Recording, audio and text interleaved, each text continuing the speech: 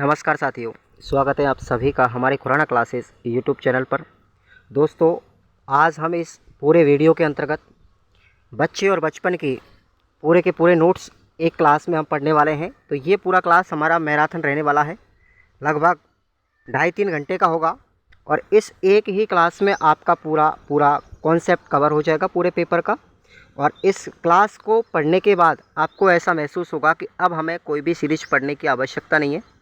दूसरी बात यह है कि अगर आप लोगों को केवल वीडियो से ही आप कंफर्टेबल हैं तो वीडियो आप लोग देख सकते हैं। बाकी अगर आप लोगों को यही क्लास के अगर नोट्स की आवश्यकता हो तो आप हमारे इस नंबर पर व्हाट्सएप मैसेज करें या फिर हमारे खुराना क्लासेस एप्लीकेशन से इस नोट्स वाले पूरे के पूरे फॉन्ट को ज्वाइन करके आप इन पीडीएफ्स का रिवीजन कर सकते हो अगर क्लास से नहीं देखा जाता तो। उसके अलावा आप लोगों के लिए यूनिट वाइज जो आपके नोट्स हैं उसके अलावा आपको गेस्ट पेपर भी दिए गए हैं जो आपके वाक्य सहित होंगे।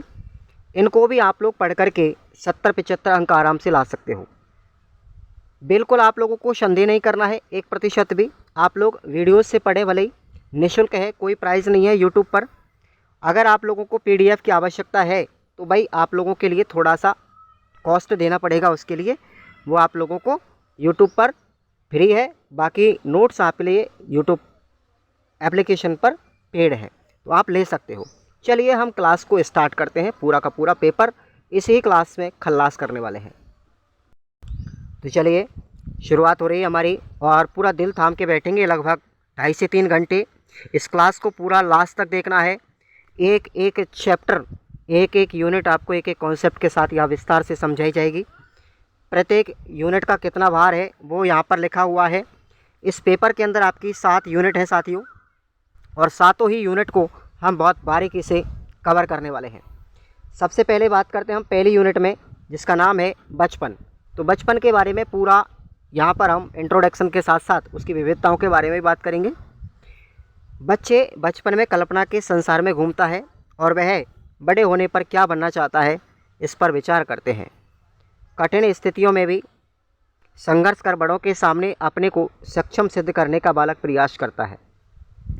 बच्चे के अनुभव समाज व बच्चे के मध्य सक्रिय अनुभव हैं जो सतत अंतःक्रिया के माध्यम से बनते हैं। विपरीत परिस्थितियों में भी बच्चे तर्क करने, कल्पनाएं करने, खेलने और हर परिस्थिति में भी आनंद लेने वाले स्वभाव को कभी नहीं छोड़ पाते। अब बच्चों की प्रकृति की बात करें, यहाँ पर देखिए, कुछ बच्चे आज्ञाकारी, जिज्ञासु, भोले भाले, चतुर, चंचल, परिपक्वता लिए हुए, नटखट, गुमसुम, बातूनी, मिलनसार, क्रोध, हंसमुख, चुनौतीपूर्ण, चालाक, जिद्दी, कल्पनाशील, गंभीर, साहसी, डरपोक, नकलची, मूडी, तार्किक और मनमोजी आदि प्रकृति के होते हैं। इम्पोर्टेंट है इस यूनिट के अंदर गीजूभाई बधेका का जो रोल है सबसे इम्पोर्टेंट है। गीजूभाई बधेका को मूंछों वाली माँ के नाम से जाना जाता है, कई बार वन लाइनर में पूछा गया है। गीजूभाई बधेका के द्वारा बाल मंदिर जो विद्यालय है उसकी स्थापना की गई थी, ये भी कई बार पूछा गया है। गीजूभाई बधेका कभी नहीं चाहते थे कि बालकों की शिक्षा का हर फैसला प्रौढ़ों की इच्छा से किया जाए। हम बालकों को रुचि के काम करने दें और इन कामों के लिए उनको ज़रूरी अनुकूलताएं खड़ी करनी चाहिए। गीजूभाई बधेका के द्वारा रचित पुस्तकों का विषय बच्चे, शिक्षा, पर्यटन और हास्य था, परंतु उनका केंद्र बच्चे, माता पिता और शिक्षक रहे। गीजूभाई ने 300 से अधिक पुस्तकें भी लिखी, जिनमें से कुछ पुस्तकें आपके एग्ज़ाम में पूछी जाती हैं, जैसे देवास्वपन, माता पिता से माता पिता के प्रश्न, प्राथमिक शाला में भाषा शिक्षण, शिक्षक हो तो, और अंतिम पुक है उनकी बाल शिक्षण जैसा मैं समझ गया। तो यहाँ पर कुछ बुक्स मैंने आपको गीजूभाई बधेका के बारे में बताई हैं और ये कई बार एग्ज़ाम में पूछा गया है, इस बार भी पूछा जा सकता है। बाल मंदिर और गीजूभाई बधेका के द्वारा कौन कौन सी शिक्षण पद्धतियाँ अपनाई गई उनको भी हम लोग यहाँ पर देखते हैं। गीजूभाई बधेका ने कुल 22 पद्धतियों का प्राथमिक शिक्षा के स्तर के लिए प्रयोग किया था, मगर बाल मंदिर के लिए उन्होंने कोई एक पद्धति निश्चित नहीं की। उनका आधार मारिया मोंटेसरी थे और प्रयोग भी उन्हीं पर आधारित थे। गीजूभाई बधेका ने जिन पद्धतियों का प्रयोग किया उनमें से कुछ बाल मंदिर या पूर्व प्राथमिक स्तर के लिए भी उपयोगी है। जैसे कौन कौन सी है वो भी हम देख लेते हैं। यहाँ पर प्रश्नोत्तर विधि है, जोड़ीदार पद्धति है, नाट्य प्रयोग पद्धति है, त्रिपद प्रणाली है, किंडरगार्टन पद्धति है, मुखपाठ पद्धति है, श्रवण पद्धति है और बाधा पद्धति और चलचित्र पद्धति। ये कुछ पद्धतियाँ हैं जो विद्यालय में अपनाई गई थी। नेक्स्ट हमारे शिक्षाविद शास्त्री आते हैं अलेक्जेंडर सदरलैंड नील, यानी इसको एएस नील के नाम से जानते हैं और ये भी जाने मानी हस्ती है हमारी शिक्षा के क्षेत्र में। इन्होंने भी बच्चों के लिए बहुत सारे काम किए थे। नील सामान्य स्कूलों को गलत मानते थे क्योंकि वे वयस्कों की इस धारणा पर आधारित है कि बच्चा कैसा होना चाहिए, उसे कैसे सिखाया जाना चाहिए। उसके अनुसार ये धारणा उस युग में पनपी थी जब मनोविज्ञान का जन्म भी नहीं हुआ था। नील का संबंध समर स्कूल से रहा। कौन सा स्कूल था? समर हिल स्कूल की स्थापना की थी एएस नील ने, जिसे मन मर्जी का स्कूल भी कहा जाता था। क्यों कहा जाता था? देखिएगा, नील के अनुसार बच्चे जैसे हैं उन्हें वैसे ही रहने दिया जाए, उन्हें आज़ादी दी जाए। उन्होंने कहा कि बच्चों के दौरान या बचपन के दौरान आज़ादी की भावना का अभाव महसूस करने वाले बच्चे दमित मनोविकारों से ग्रस्त हो जाते हैं। बचपन अर्थात शैशवावस्था व बाल्यावस्था तक के काल में बालक एक गीली मिट्टी की भांति होता है, जिसे कोरी स्लेट की संज्ञा भी दी गई है। अब आपको मैं बता दूं, बच्चों को कोरी स्लेट कहा किसने है? जॉन लॉक ने कहा है, ध्यान रखें। इस अवस्था में यदि उन्हें प्रतिबंधित किया जाएगा तो घोर निराशा के अंधकार में बच्चे जा सकते हैं। इसलिए बालक की जो भी योग्यता, क्षमता व रुचि हो उसे उसी के अनुरूप रहने दिया जाना चाहिए। आप लोग कमेंट करके मुझे बताएंगे कि आप लोगों को ये 3 घंटे या 2.5 घंटे का जो क्लास बनेगा इसमें आप लोगों को कितना अच्छा याद हुआ और आप लोग कितना सपोर्ट कर पाते हो। अब आते हैं हमारे जॉन हॉल्ट साहब, ये भी जाने माने शिक्षाविद हैं और इनकी पुस्तकें कई बार एग्ज़ाम में पूछी गई हैं और मैं आपको इनकी 2 पुस्तकों के नाम बता रहा हूँ जो अक्सर एग्ज़ाम में आती हैं। बच्चे कैसे सीखते हैं और सेकंड बुक है इनकी बच्चे असफल कैसे होते हैं। दोनों इंपॉर्टेंट है भाई, दोनों ही पुस्तकें इनकी। जॉन हॉल्ट के अनुसार बच्चों के लिए सबसे बुरा यह था कि बच्चों को वही पढ़ना पड़ता था जिसमें उनकी रुचि कभी नहीं थी। जॉन हॉल्ट के अनुसार बच्चे इसलिए उगते हैं क्योंकि जो कुछ उन्हें विद्यालयों में या स्कूलों में करने के लिए दिया जाए या कहा जाए वह सब का सब बेहद निरर्थक और निरस होता था। बच्चों से सीखी जाने वाली अपेक्षाएं नितांत सीमित होती, जबकि बच्चों की मेधा और उनकी प्रतिभा और उनके गुण असीम होते हैं। अब बात करते हैं बाल साहित्य। बाल साहित्य का अर्थ क्या है, इसकी परिभाषा क्या है, ये भी हमारा इसी यूनिट में अगला पॉइंट है। गद्य पद्य को जब सरल या छोटी छोटी रचनाओं में बांट दिया जाए जो बच्चों के लिए उपयोगी हो, वो बाल साहित्य कहलाता है। बाल साहित्य में लेखक बालक जैसा स्वयं अनुभव करता है, वह रोचक व आकर्षक कहानी या रचना लिखता है। यदि कठिन शब्दावली, व्यंजन गुच्छ, लंबे और विस्तृत आकार की रचना इन बाल साहित्यों में कभी नहीं होती। बाल साहित्य का परिचय देखेंगे आप लोग। यदि बाल साहित्य की एक समृद्ध श्रृंखला व परंपरा है। पंचतंत्र, ये विष्णु शर्मा की साथियों एक कविता है, रचना है। हितोपदेश, कथा सरित सागर, जातक कथा व अन्य संस्कृत कथा साहित्य की गौरवशाली धरोहर किसे मिली है? बाल साहित्य को मिली है। लोक कथाओं की एक लंबी श्रृंखला भी है।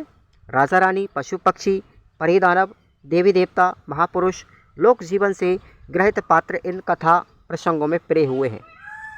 अब बात करते हैं समर हिल स्कूल की। देखिए पूरी जानकारी लेते हैं समर स्कूल के बारे में, जो एएस नील के द्वारा स्थापना की गई थी। इसकी 1921 में इंग्लैंड के सफोल्क क्षेत्र के लाइस्टोन नामक गांव में, जो लगभग लंदन से 100 मील की दूरी पर बना हुआ है। ये 100 मील दूर है लाइस्टोन गांव, वहाँ पर समर हिल स्कूल की स्थापना की गई थी अलेक्जेंडर नील के द्वारा। ये एक स्वतंत्र स्कूल था और ये एक आधुनिक स्कूल भी था जिसमें 5 साल से लेकर के 16 साल तक के बच्चों को पढ़ाया जाता। इसी वजह से इसको मन मर्जी का विद्यालय भी कहा जाता है। इस विद्यालय के अंदर बच्चे जो थे इनको 3 आयु वर्गों में बांटा गया था। सबसे छोटे जो थे 5 से 7 वर्ष का वर्ग था एक, दूसरा वर्ग था 8 वर्ष से 10 वर्ष तक के बच्चे, और तीसरा जो बड़ा समूह था उसमें 11 से 16 वर्ष तक के बच्चे पढ़ते थे। इस स्कूल में बच्चों पर किसी भी प्रकार का कोई दबाव नहीं था। वे तनाव मुक्त वातावरण में रहते थे। वहाँ के शिक्षक और बच्चों का समान महत्व था। बच्चे स्वयं इच्छा अनुसार नियम बनाकर उनका पालन करते थे। समर हिल स्कूल में एक समय सारणी भी बनाई जाती थी, लेकिन वो बच्चों के लिए नहीं थी, शिक्षकों के लिए थी।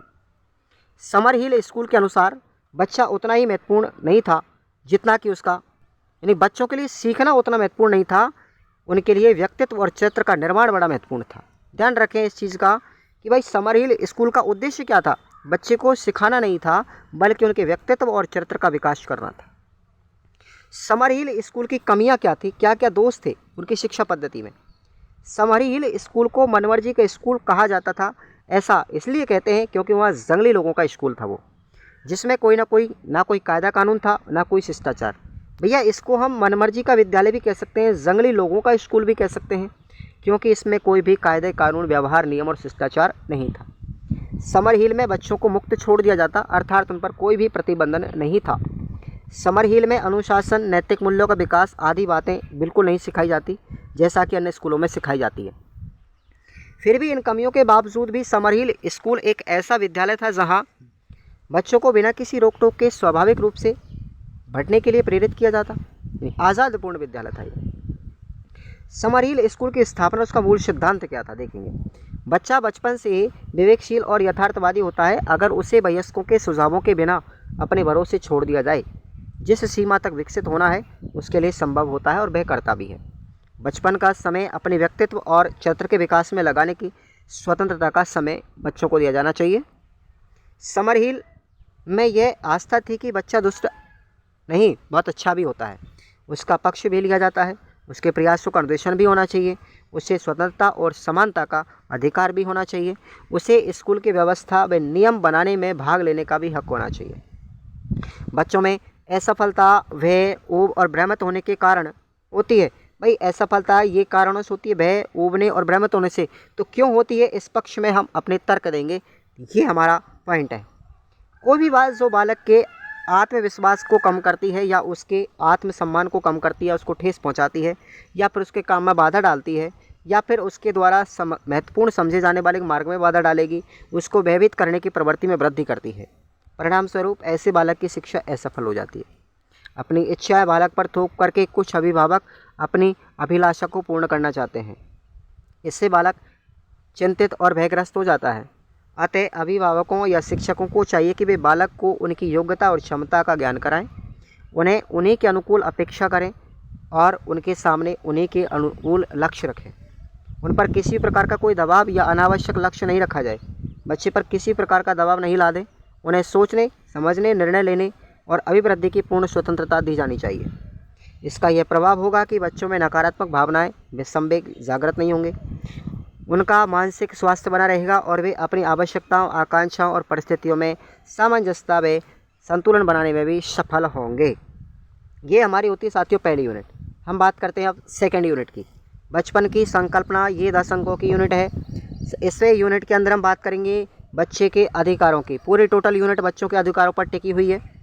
सबसे पहले आता है प्रमुख बाल अधिकार कौन कौन से हैं, क्या होते हैं। बच्चे किसी भी समाज के लिए रीढ़ की हड्डी के समान होते हैं। उनका सकारात्मक और नकारात्मक बचपन भविष्य में सामाजिक केंद्र बिंदु माना जाता है, पर यह तभी संभव है जब उन्हें कुछ बुनियादी अधिकार दिए जाएं। बच्चे के यहाँ पर मैं आपको 3 बुनियादी अधिकार बता रहा हूँ जो एग्ज़ाम में अक्सर पूछे जाते हैं।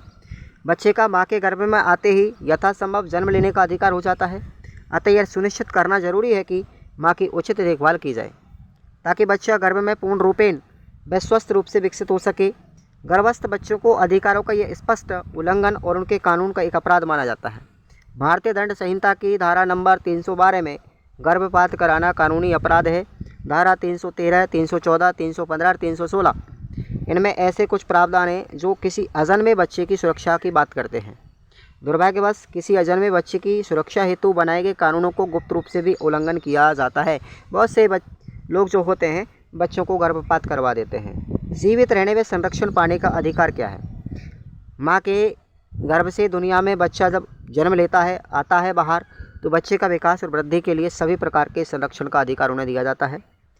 सभी राज्यों के बच्चों को उत्तरजीविता के लिए किए जाने वाले उपायों और प्रयासों को प्राथमिकता प्रदान करना चाहिए ताकि बच्चे की उत्तरजीविता और संरक्षण के अधिकारों की रक्षा की जा सके। और तीसरा अधिकार है शिक्षा का अधिकार। प्रत्येक बच्चे को शिक्षा का अधिकार है। बच्चे के इस अधिकार को माता पिता, शिक्षक, समाज व सरकार ही पूरा कर सकती है। संविधान के अनुच्छेद 21 के अंदर, ध्यान रखें कौन सा, अनुच्छेद 21 में प्रत्येक नागरिक को स्वतंत्रता का अधिकार है। जीवन के अधिकार में शिक्षा का अधिकार भी शामिल किया गया है।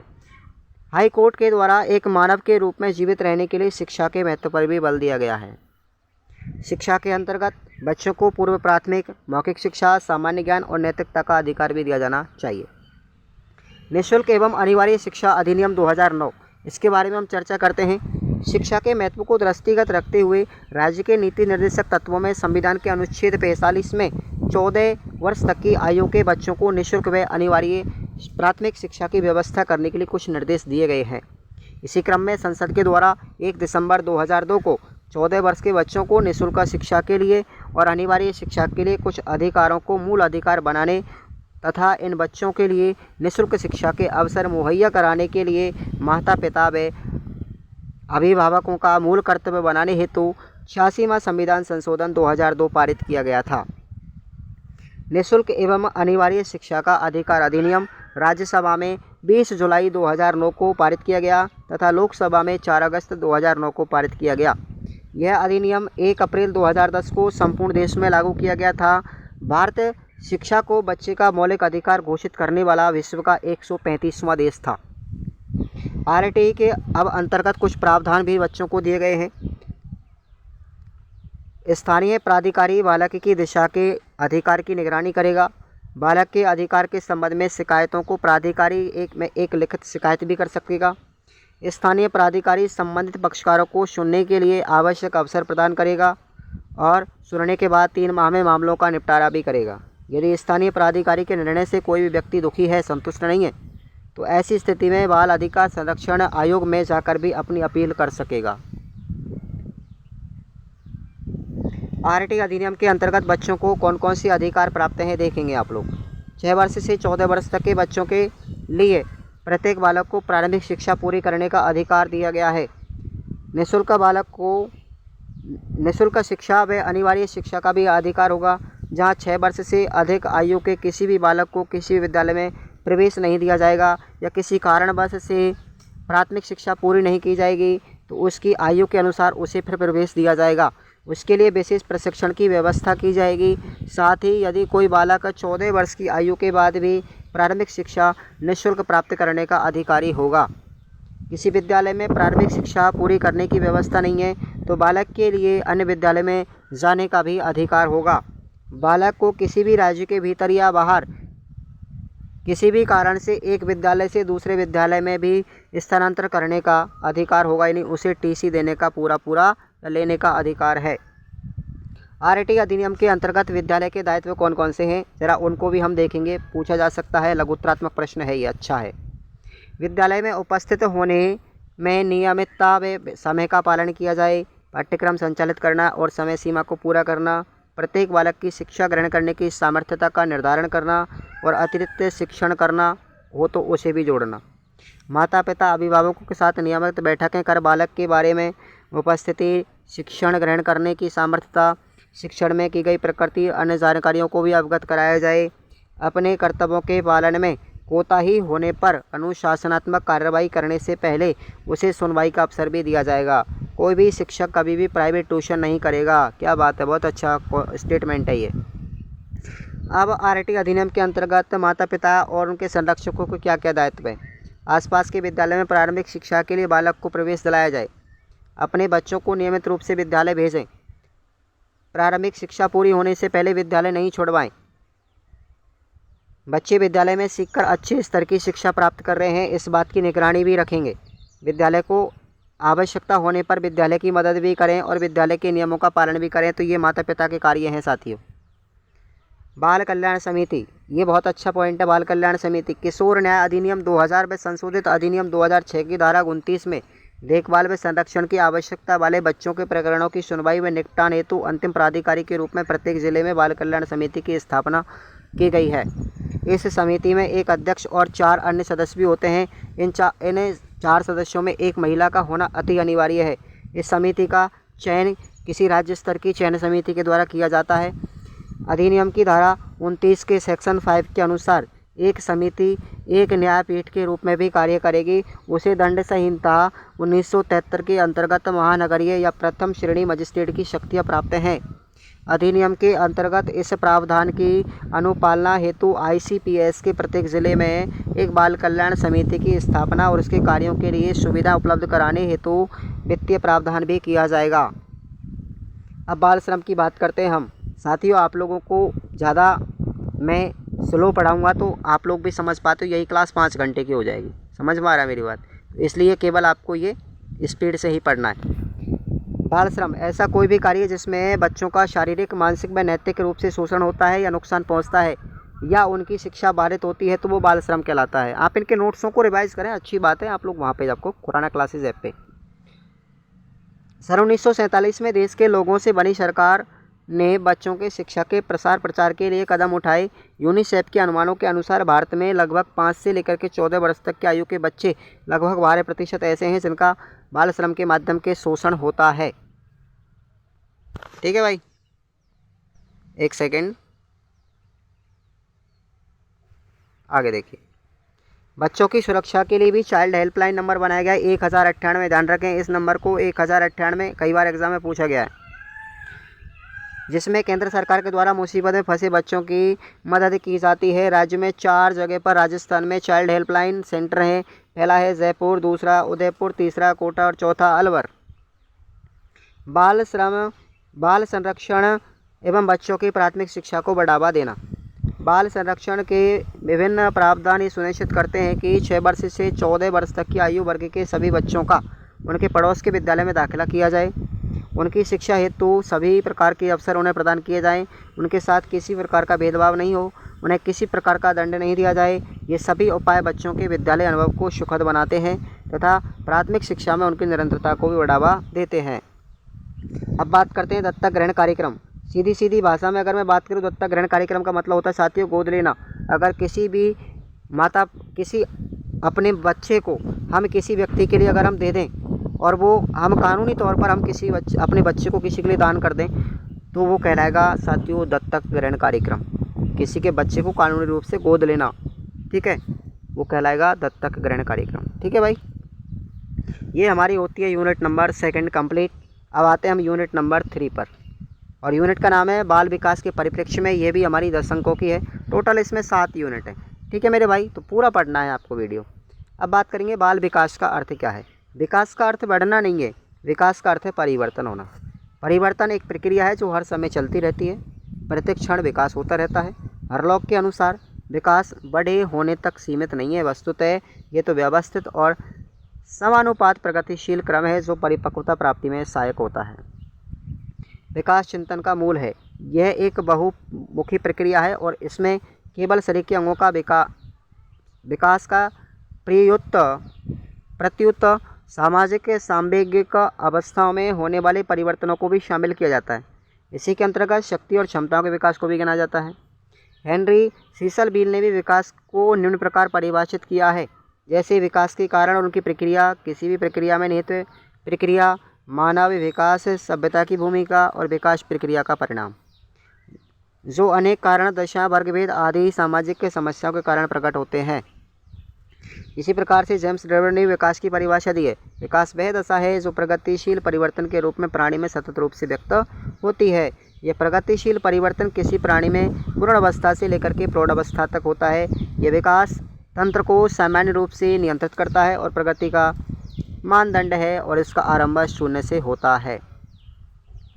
शारीरिक विकास की बात करते हैं। शारीरिक विकास से आशय है आयु के अनुसार शारीरिक स्थिति, शारीरिक आकार, अनुपात, हड्डियों और मांसपेशियों, दांत, तंत्रिका तंत्र, शारीरिक गठन में होने वाले अंतर विकास से है।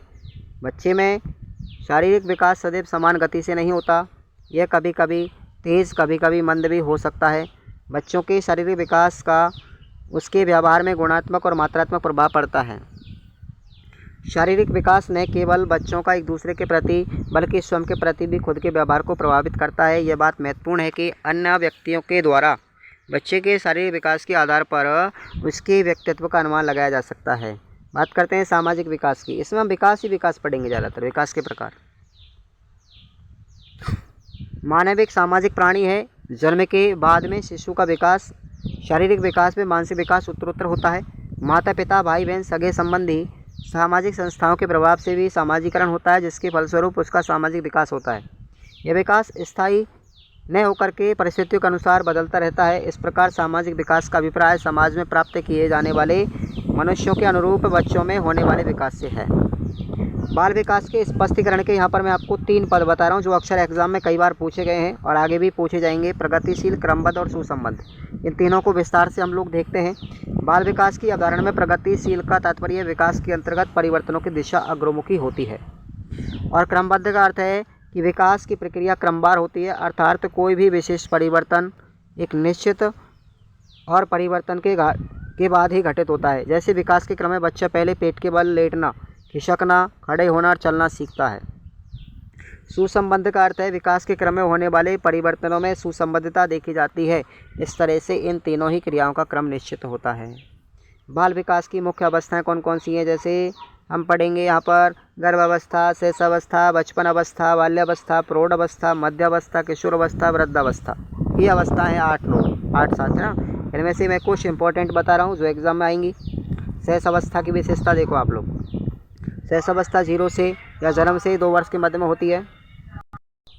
अब बात करते हैं हम शैशवावस्था की विशेषताएं। देखेंगे शैशवावस्था जन्म से 2 वर्ष के मध्य में होती है। इस अवस्था में विकास बहुत तीव्र गति से होता है। बड़ों पर नियंत्रण की अवस्था होती है और गतिविधियों के प्रारंभ होने की अवस्था है, जैसे बोलने की अवस्था, शारीरिक क्रियाओं में तालमेल बिठाने की अवस्था, इंद्रियों द्वारा अनुभव करने की क्षमता आदि का विकास। इस अवस्था में स्वयं एवं परिवार के सदस्यों को पहचानने की क्षमता व परिचित माहौल में आत्मविश्वास को घूमना आदि आ जाता है। 2 वर्ष की आयु में सभी प्रमुख संवेग इसमें विकसित हो जाते हैं, जैसे क्रोध, प्रेम, घृणा आदि, मगर उनका नियंत्रण नहीं हो पाता है। अब बाल्यावस्था की विशेषताएं देखेंगे। 2 वर्ष से लेकर के 12 वर्ष के मध्य में होती है और इसको 2 भागों में बांटा गया है। पूर्व बाल्यावस्था जो 2 वर्ष से लेकर 5 वर्ष की होती है और उत्तर बाल्यावस्था जो 5 वर्ष से लेकर के 12 वर्ष के मध्य में होती है। अब इन दोनों के बारे में चर्चा करेंगे। पूर्व बाल्यावस्था 2 वर्ष से 5 वर्ष के मध्य में, इसे शाला पूर्व समय भी कहा जाता है। विभिन्न प्रकार के गामक कौशलों का विकास होता है, जैसे गिलास में पानी डालना, पेंसिल से चित्र बनाना। अपने कई कार्यों को स्वतंत्र रूप से इस उम्र में बच्चा करना चाहता है, लेकिन वे अकेले इन कार्यों को करने के लिए पूरी तरह तैयार नहीं हो पाते। भाषा विकास भी इस अवस्था में तीव्र गति से होता है। इसे खिलौनों की आयु भी कहा जाता है, क्योंकि खिलौनों से खेलना बच्चे पसंद करते हैं। उसके बाद है उत्तर बाल्यावस्था, 6 वर्ष से लेकर के 12 वर्ष के बीच में है। इसे विद्यालय जाने की अवस्था भी कहते हैं। जिम्मेदारी पूर्ण कार्य करना बच्चों को इस अवस्था में अच्छा लगता है। सोचने की क्षमता में परिपक्वता आ जाती है।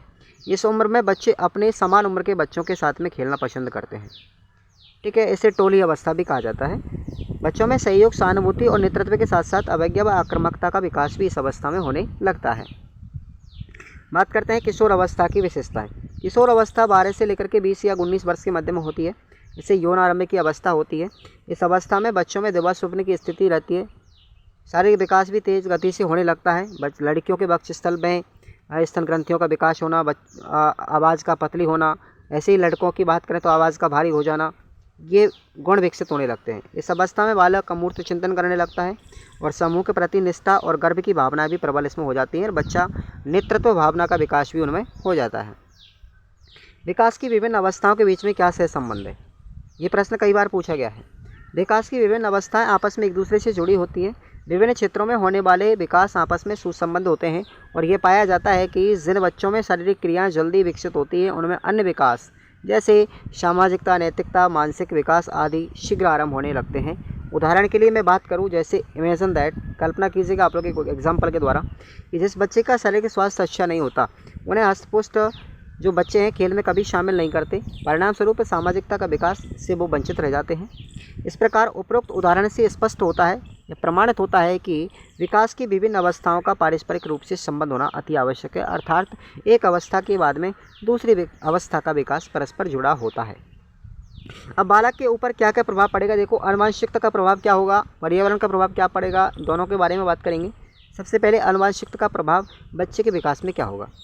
प्रत्येक बच्चा कुछ जन्मजात गुणों को लेकर के पैदा होता है। दूसरे शब्दों में आनुवंशिकताएं हमें जो क्षमता देती हैं वो बच्चों के रंग, रूप, आकार, वृद्धि, बुद्धि आदि विशेषताएं प्रकट होती हैं। बच्चे में जन्म से ही कुछ क्षमताएं होती हैं जो उन्हें भाषा सीखने में मदद करती हैं। अतः आनुवंशिकता व्यक्ति में माता पिता से प्राप्त वे विशेषताएं जो उनके व्यक्तित्व और व्यवहार में भूमिका निभाने में योगदान देती है। अब बच्चे पर पर्यावरण का या परिवेश का क्या प्रभाव पड़ता है? बालक में परिवेश ही समस्त नए प्रकार के सीखे गए व्यवहार, क्रियाओं, कौशलों के लिए उत्तरदायी होता है। आदतें, भाषा, रुचियाँ, परंपराएं, कौशल एवं अन्य योग्यताओं का विकास भी परिवेश से होता है। बालक के विकास में परिपक्वता का क्या प्रभाव पड़ता है?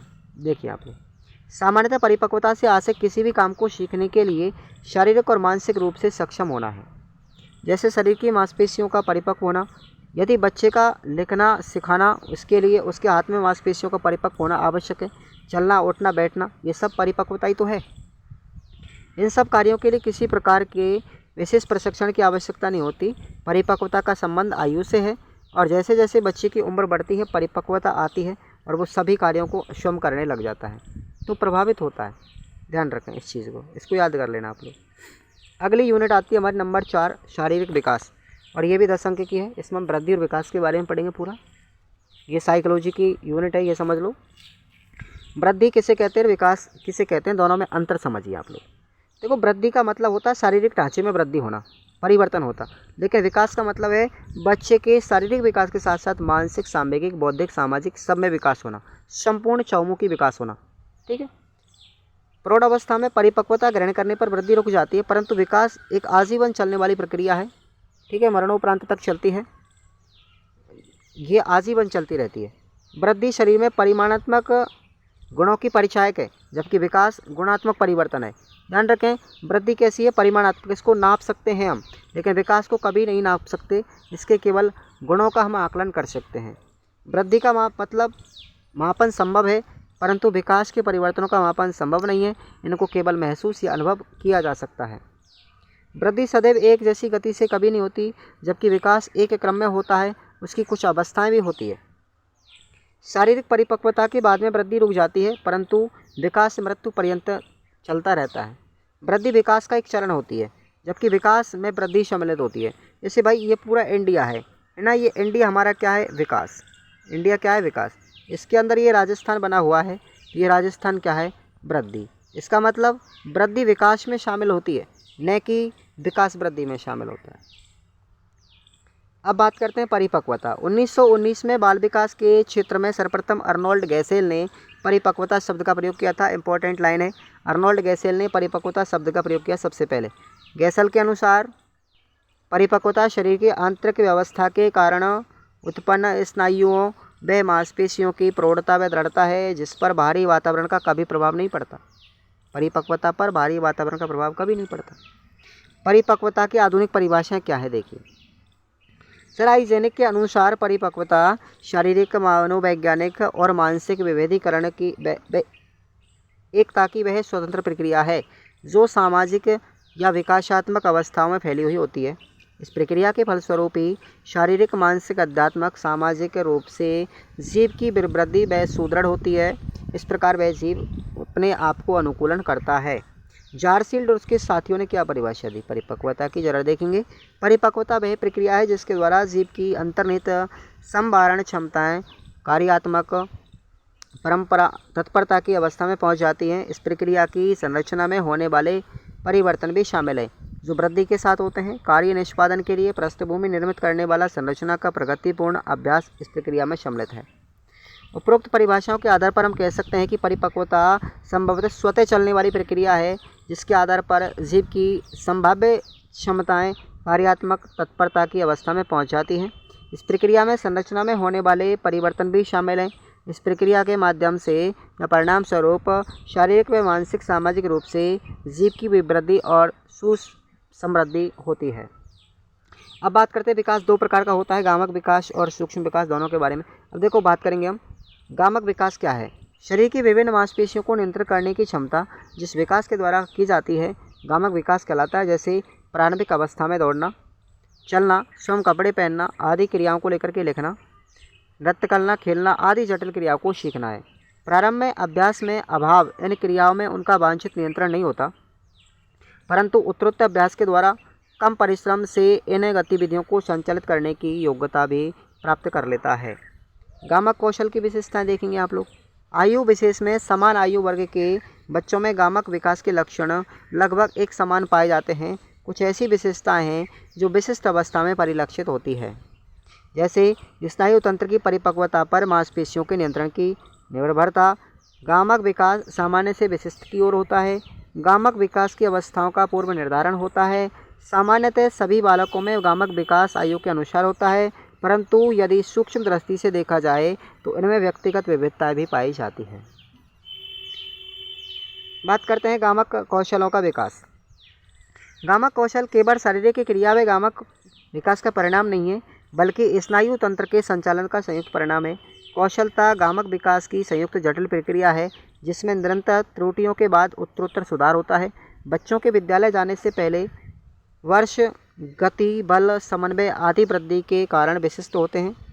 इस समय उनकी हड्डियां मुलायम और शरीर लचीला होता है, जिसमें वे और अधिक कौशल सीखने के लिए सामर्थ होते हैं।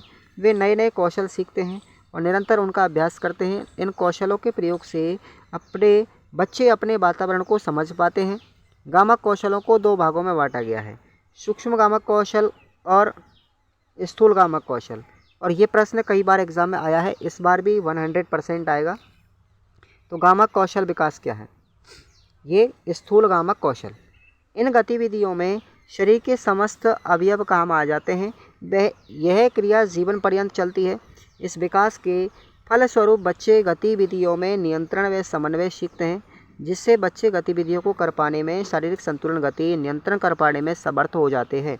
जैसे सिर का ऊपर उठना, उंगलियों को खोलना, बंद करना, उठना, मतलब जो बड़ी मांसपेशियां हैं, है ना, ऐसे कार्य जिनको बड़ी मांसपेशियां करती हैं वो कहलाते हैं स्थूल गामक कौशल। और सीधे सीधे शब्दों में बताऊं, सूक्ष्म गामक कौशल क्या है? यानी कि ऐसी क्रियाएं जिनको करने के लिए छोटी मांसपेशियां हमारे काम आती हैं। ठीक है, जैसे कपड़े पहनना, खाना खाना, खिलौनों से खेलना आदि। ठीक है, अब बात करते हैं हम शारीरिक विकास की।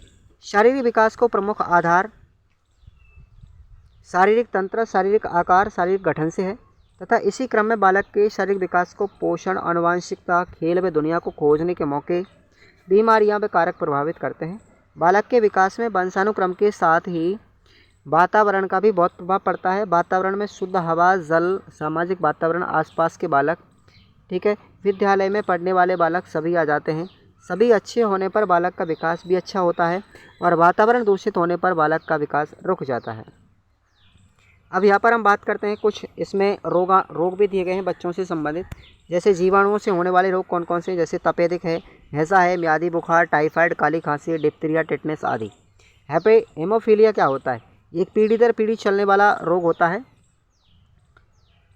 और इसमें क्या होता है कि शरीर पर घाव होने पर थक्का बनने में सामान्य से अधिक समय लगता है। मामूली से घाव होने पर लगातार खून बहता रहता है और ये रोग पुरुषों में होता है। ये रोग किस में होता है? पुरुषों में होता है, परंतु इस रोग का ट्रांसफ़र कौन करती है? महिलाएं करती है। देख लो भाई, रोग तो पुरुषों में होता है, महिलाओं में नहीं होता, परंतु इसका ट्रांसफ़र कौन करती है? महिलाएं करती हैं। बड़ी अजीब चीज़ है।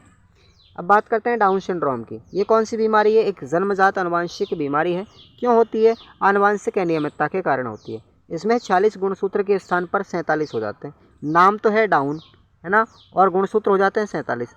उल्टा हो रहा है मामला, है ना। इसमें मस्तिष्क अल्प विकसित होता है क्योंकि इनके तंत्रिका तंत्र का विकास दोषपूर्ण हो जाता है। गर्दन की लंबाई कम और मोटी हो जाती है, जिह्वा मोटी हो जाती है, मुंह खुला और दोनों आँखों के मध्य में स्थान हो जाता है और ये मंदबुद्धि वाले होते हैं डाउन सिंड्रोम में। अब हम बात करते हैं हशियाकर कोशिका रक्तहीनता। एक रोग का नाम है सिकल सेल एनीमिया। ये भी कई बार एग्जाम में पूछा गया है। इस रोग में रोगी के रुधिर में ऑक्सीजन की कमी होने के कारण लाल रुधिर कणिकाएं सिकुड़ करके क्या बन जाती हैं? दराती नुमा बन जाती है, हशियाकार बन जाती है, जिससे रोगी की मृत्यु हो जाती है। विभिन्न सिंड्रोम के कारण अलग अलग विकलांगता भी इसमें आ जाती है। अब बात करते हैं संतुलित भोजन क्या है। बड़ा सिंपल क्वेश्चन आता है ये। वह आहार या वह भोजन जिसमें सभी प्रकार के पोषक तत्व मौजूद होते हैं। हमारे भोजन में 5 पोषक तत्व होते हैं और जल को शामिल कर दिया जाए तो 6 होते हैं। जैसे कार्बोहाइड्रेट, वसा, प्रोटीन, खनिज लवण और विटामिन। और 6वें नंबर पर हम जल आ जाता है। ठीक है भाई। अब विटामिनों की कमी से होने वाले रोग, यहाँ से ऑब्जेक्टिव प्रश्न कई बार पूछे जाते हैं, जरा आपको याद रखना है। विटामिन ए की कमी से होता है रतौंधी रोग, ठीक है, या फिर डर्मेटोसिस या बौनापन रोग। तो रतौंधी आपको ज़्यादातर पूछा जाता है। विटामिन बी की कमी से होता है बेरी रोग। सी की कमी से होता है स्कर्वी, जिसके कारण मसूड़े फूल जाते हैं। विटामिन डी की कमी से होता है रिकेटस या ऑस्टियोमलेशिया। तो रिकेटस आपको याद रखना है डी की कमी से। विटामिन ई की कमी से होता है प्रजनन शक्ति में कमी या फिर नपुंसकता या महिलाओं में बांझपन का गुण आ जाता है। ठीक है, तो ये विटामिन ई की कमी से। आप ध्यान रखना, कई बार होता है कि सुंदरता बढ़ाने के लिए, चेहरे पर ग्लोइंग लाने के लिए कौन से कैप्सूल खाए जाते हैं? विटामिन ई के कैप्सूल खाए जाते हैं। तो सुंदरता का विटामिन भी कहा जाता है इसको, ई को। विटामिन के, इसमें क्या होता है? रक्त का थक्का नहीं जमन पाता। देखिए विटामिन की अगर के की कमी हो जाती है तो हमारे शरीर पे छोटा सा अगर घाव हो जाए तो ब्लीडिंग होने लगती है बहुत ज़बरदस्त। इसका मतलब विटामिन के का काम क्या है? रक्त का थक्का जमाना। अब होती है हमारी 4 यूनिट कंप्लीट। 5वीं पर आते हैं हम। इसमें 7 यूनिट है मेरे भाई, आप इनको पढ़ लीजिए। आप लोग खुराना क्लासेस ऐप से ज्वाइन कर लो, है ना भाई? आप लोग खुराना क्लासेस ऐप से ज्वाइन कर लो। 129 रुपये है, प्राइस ज़्यादा नहीं लेता मैं कुछ भी। हालांकि मेहनत बहुत करते हैं हम इनको लिखने में, लगभग 2 से 3 महीने लग जाते हैं हमको बनाने में नोट्सों को, तब जा कर के बहुत खर्चा आता है इनको उठाने में, लिखने में बहुत परेशानी आती है। तो थोड़ा प्राइस आप लोगों से लिया जाना वाजिब है, तो आप लोग पढ़ सकते हो। नैतिक और सामयिक विकास की बात करेंगे इस यूनिट में। 12 नंबर की यूनिट है 5वीं। संवेग का मतलब क्या है, सबसे पहले ये समझें। मनुष्य अपनी रोज़ाना की ज़िंदगी में सुख दुख, भय, क्रोध, प्रेम, ईर्ष्या आदि का अनुभव करता है।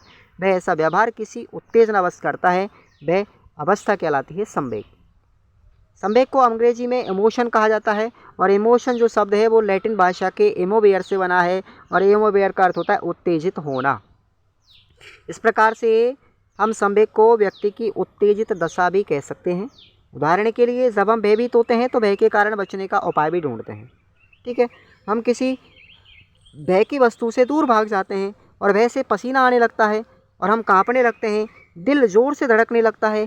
हमारी इस अवस्था का नाम ही संवेग है। इस दशा में हमारा बाहरी और आंतरिक व्यवहार बदल जाता है। तो कुछ मुख्य संवेग भी हम पढ़ेंगे यहाँ पर, जैसे सुख, दुख, भय, प्रेम, क्रोध, आशा, निराशा, लज्जा, गर्व, ईर्ष्या, आश्चर्य और सहानुभूति। कुछ संवेग जो मूल प्रवृत्ति, देखो मूल प्रवृत्तियों से संवेगों का संबंध होता है, ठीक है ना, और ये जुड़े होते हैं। अब आपको समझना है, सबसे पहले जो संवेग और मूल प्रवृत्तियों का जो संबंध बताया था वो किसने बताया था? विलियम मैकडूगल ने बताया था। किसने बताया? विलियम मैकडूगल ने। अब कुछ संवेग मैं आपको बता रहा हूँ जिनका संबंध मूल प्रवृत्ति से है, जो एग्जाम में पूछे जाते हैं यहाँ से। देखो भय का संबंध है पलायन से। देखो भय संवेग है, इधर हमारे संवेग है, इधर हमारी मूल प्रवृत्तियाँ हैं। तो भय का संवेग है वो पलायन की प्रवृत्ति होगी। भूख का संबंध है किससे? भोजन प्राप्ति से। सामूहिकता का संबंध है एकांत से बचाव का भाव। जिज्ञासा का मतलब होता है आश्चर्य। पुत्र कामना का संबंध किससे है? वात्सल्य से। आक्रामकता का संबंध किससे है? क्रोध से, है ना। और हास्य का संबंध किससे? मनोरंजन से, है ना। संवेग का अर्थ और स्पष्टीकरण करने के लिए कुछ परिभाषा मैं आपको बता रहा हूँ यहाँ पर। जैसे क्रो एंड क्रो, आगे भैया कौवा एंड कौवा जी आगे हैं, कौवा और कौवा आगे हैं, दोनों कौवाओं को पढ़ना है। संवेग गतिशील आंतरिक समायोजन है जो व्यक्ति के संतोष, सुरक्षा और कल्याण के लिए कार्य करता है। ये बात किसने कही? कौवा एंड कौवा ने, है ना। और उसके बाद में किम्बल यंग साहब क्या कहते हैं? देखो किम्बल यंग की परिभाषा है कि संवेग प्राणी की उत्तेजित मनोवैज्ञानिक शारीरिक दशा है जिसमें शारीरिक क्रियाएं, शक्तिशाली भावनाएं किसी भी निश्चित उद्देश्य को प्राप्त करने के लिए स्पष्ट रूप से बढ़ जाती है। संवेग की विशेषताएं देखेंगे आप लोग, कई बार आई हैं एग्जाम के अंदर। मैं वही चीज़ें पढ़ा रहा हूँ जो रिपीटेशन होती है बार बार एग्जाम के अंदर, तो प्रश्न यहाँ से बाहर नहीं जाएंगे। अब आप लोगों को क्लास से याद नहीं होता है तो कोई बात नहीं, आप लोग नोट्स से पढ़ लो, है ना। नोट्स का प्राइस थोड़ा सा ही हम लेते हैं आप लोगों के लिए, तो आप लोग पढ़ सकते हो। पर लास्ट में मुझे बताना क्लास पूरी ख़त्म होने के बाद में कि आप लोगों को क्लास में कैसा लगा, क्या आप लोगों ने कुछ सीखा है, नहीं सीखा, कंटेंट कैसा है, ठीक है। हालांकि सब कुछ यहाँ से बाहर नहीं जाएगा। संवेग व्यापक होते हैं, ये हर प्राणी में पाए जाते हैं। संवेग पूर्णतः व्यक्तिक होते हैं। एक संवेग का दूसरे संवेग से भिन्न होता है, जैसे रोता देख करके दया आ जाती है ना। संवेगों का स्थानांतरण भी होता है। क्रोधित व्यक्ति समझाने पर क्रोध कर सकता है। संवेगात्मक संबंध का होना आवश्यक है, ये दो व्यक्तियों या वस्तुओं के प्रति होता है। सुख और दुख का भाव निहित होता है। संवेग में सुख दुख की अभिव्यक्ति होती है। ये संवेगों की विशेषताएं चल रही हैं साथियों। संवेग में विचार प्रक्रिया का लोप हो जाता है। प्रेम या क्रोध में व्यक्ति को सोच का अवसर नहीं मिलता। संवेगों का संबंध मूल प्रवृत्ति से होता है। संवेगों की अनुभूति के समय क्रियात्मक अनुभूति होती है।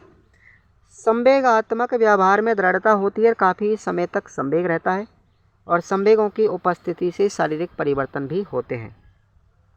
अब बात करते हैं हम संवेग की दशाएं।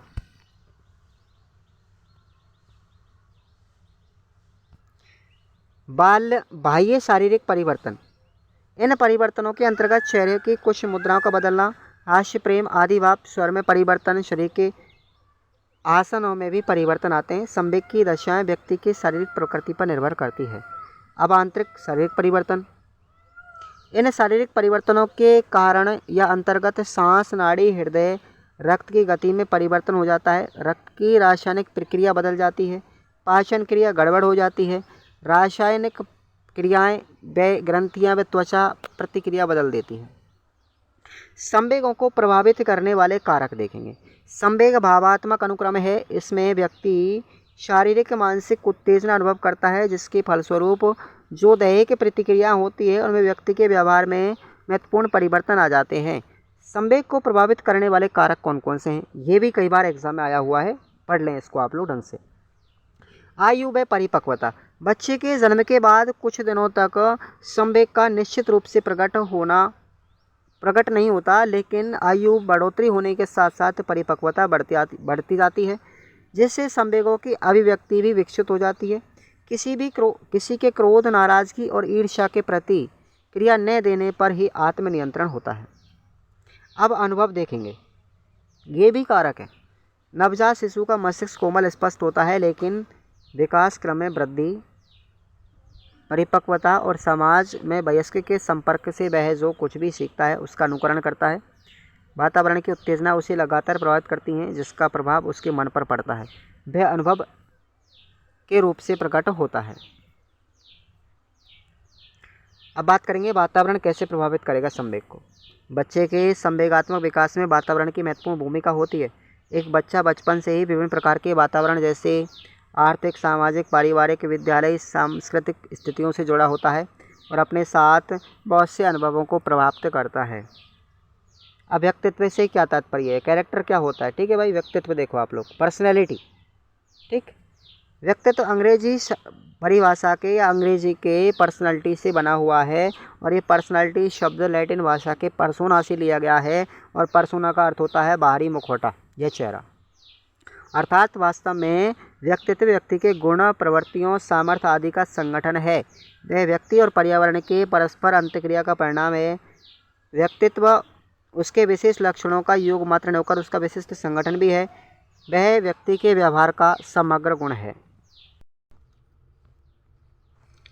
व्यक्तित्व के संबंध में आत्मप्रत्यय क्या है, ये भी कई बार पूछा गया। आत्मप्रत्यय से संबंध व्यक्ति की स्वयं के प्रति धारणा या मत जो रखता है वो आत्मप्रत्यय कहलाता है। आत्मप्रत्यय व्यापक रूप से व्यक्ति के आत्मज्ञान, आत्मसम्मान, आत्म प्रतिबिंब, आत्म परिचय को सम्मिलित करते हुए देखा गया है।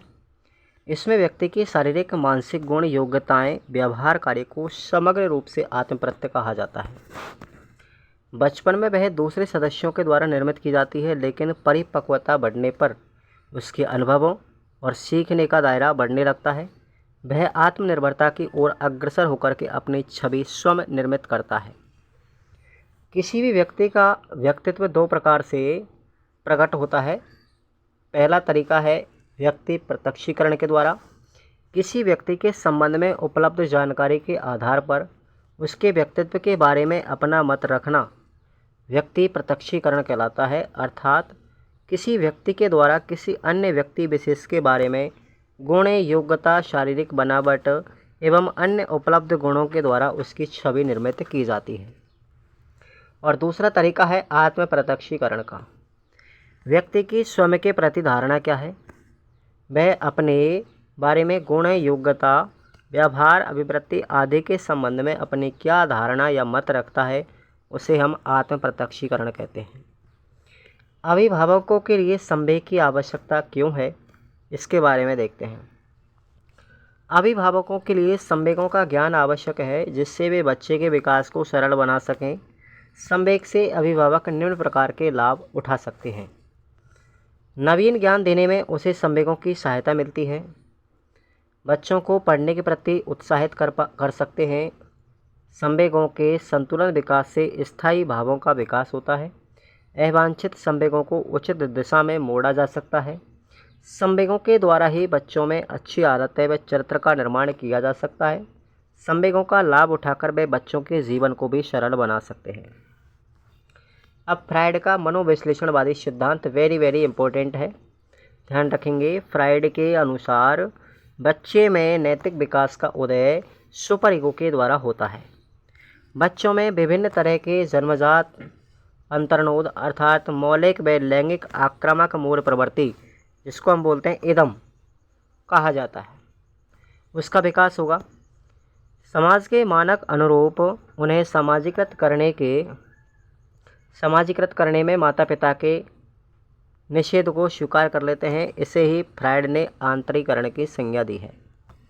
माता पिता के मानकों तथा विचारों को स्वीकार कर लेने से बच्चे नैतिकतापूर्ण ढंग से व्यवहार करना सीख लेते हैं, क्योंकि इससे वे आत्मदंड, चिंता व दोष से बच जाते हैं।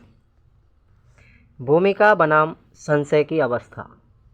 अब देखिए, ये एरिक एरिक्सन की अवस्था है।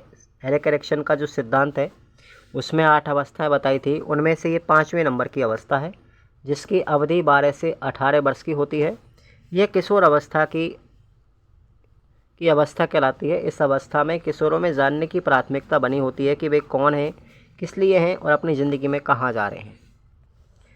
इसे एरिक्सन ने पहचान की संज्ञा दी है। एक स्वस्थ पहचान बनाए रखने के लिए किशोरों को भिन्न भिन्न प्रकार के राहों का अन्वेषण करना होता है।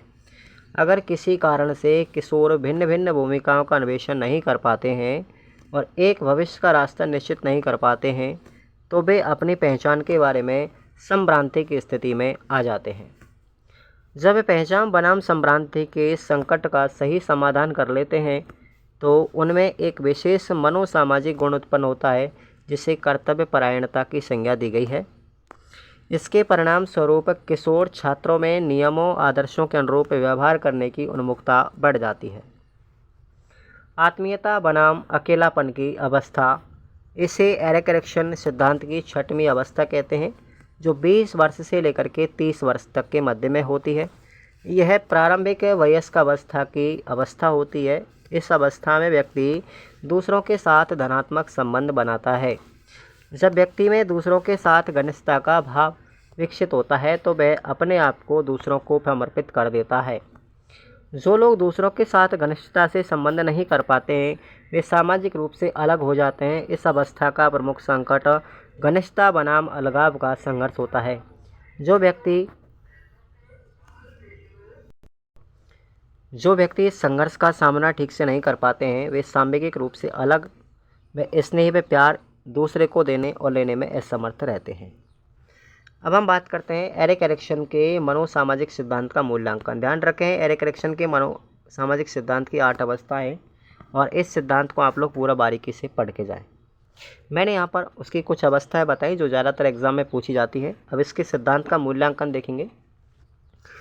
इस सिद्धांत का समुचित मूल्यांकन करते हुए कहा जा सकता है कि उनका सिद्धांत जिंदगी के महत्वपूर्ण सामाजिक सामूहिक कार्यों पर ध्यान देता है तथा उनकी व्याख्या एक विकासात्मक फ्रेमवर्क में करता है। कॉलेज छात्रों व प्रौढ़ किशोरों को समझने में उनके द्वारा प्रतिपादित पहचान के संप्रत्यय को शिक्षा मनोवैज्ञानिकों द्वारा काफ़ी महत्व दिया गया। इस गुणवत्ता के बावजूद एरिक्सन के सिद्धांत की आलोचना की गई। कुछ लोगों का मत रहा कि एरिक्सन की अवस्था ज़रूरत से ज़्यादा कठोर और सख्त भी है, और लोगों का मत कुछ और यह भी रहा कि एरिक्सन के सिद्धांत वैज्ञानिक ढंग से पूर्णतः खरे नहीं उतरते। अगला हमारा सिद्धांत आता है जॉन बॉल्बी का लगाव का सिद्धांत। वेरी इम्पोर्टेंट है। लगाव एक प्रकार का भावात्मक संबंध है जो दो व्यक्तियों को आपस में जोड़ता है। यह सिद्धांत जॉन बॉल्बी के द्वारा 1958 में दिया गया था, जिसके अनुसार बच्चों की व्यवहार शैली प्रारंभिक वर्षों में ही अद्भुत रूप से शुरू हो जाती है। यह शैली आनुवंशिकी को प्रभावित करती है या आनुवंशिकी से प्रभावित होती है, किंतु बच्चों के पालन पोषण से बच्चे में संवेगात्मक विकास का रूपांतरण हो जाता है। पारिवारिक देखभाल और बच्चे की व्यवहारिक शैली से उसके अधिकतम विकास को सहायता मिलती है। जिसके कारण बच्चे वातावरण के साथ समायोजन करके स्वयं को समस्या समाधान के प्रति तैयार कर लेते हैं। अब लगाव के सिद्धांत की प्रमुख विशेषताएं। इसकी 3 विशेषताएं मैं आपको बता रहा हूँ। पहला है सुरक्षित लगाव। जब बच्चे के साथ संरक्षक मौजूद होता है तो वह स्वयं को सुरक्षित महसूस करता है। सेकंड है मध्यस्थ या उभयमुखी लगाव। उभयमुखी लगाव वाले शिशु उस समय व्याकुल हो जाते हैं जब उनके संरक्षक उनको छोड़ करके चले जाते हैं और इस प्रकार का लगाव प्राय असामान्य समझा जाता है। तीसरा है उपेक्षित लगाव। उपेक्षित लगाव वाले शिशु संरक्षक अथवा पालक से दूर रहना चाहते हैं। अगर उन्हें कहा जाए कि आप अनजान या संरक्षक में क्या अंतर पाते हैं तो शिशु दोनों में कोई फर्क नहीं कर पाएगा। अब बात करते हैं हम लगाव के घटक कौन कौन से हैं। ये भी कई बार एग्जाम में पूछा गया है। सुरक्षित संसार पहला इसका घटक है। जब बच्चा डरता है तो वह अपने संरक्षक के पास जाकर के स्वयं को सुरक्षित महसूस करता है। सेकंड घटक है सुरक्षा आधार। संरक्षक या पालक शिशु को सुरक्षित आधार प्रदान करता है जिससे वे अपने आसपास के वातावरण को सामंजस्य स्थापित कर लेता है। संबंधों की घनिष्ठता देखेंगे। बच्चा संरक्षक के पास रहकर के स्वयं को सुरक्षित महसूस करता है। और अंतिम घटक है अलग होने पर तनाव। अगर शिशु संरक्षक से अलग होता है तो वह चिंतित और तनावग्रस्त हो जाता है। अब लगाव के सिद्धांत की अवस्थाएं कौन कौन सी हैं। पहली अवस्था है पूर्व लगाव अवस्था, जो जन्म से 6 सप्ताह के बीच में होती है।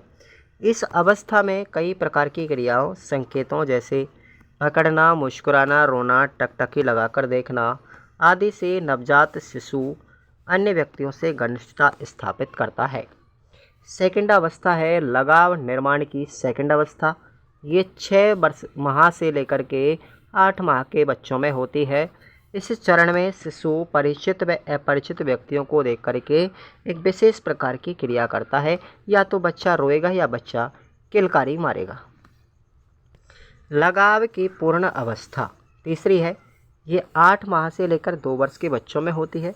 इस अवस्था में बच्चों को परिचित व अन्य व्यक्तियों से पूर्ण लगाव हो जाता है एवं इनमें अलग होने पर शिशु में दुश्चिंता का भाव उत्पन्न होता है।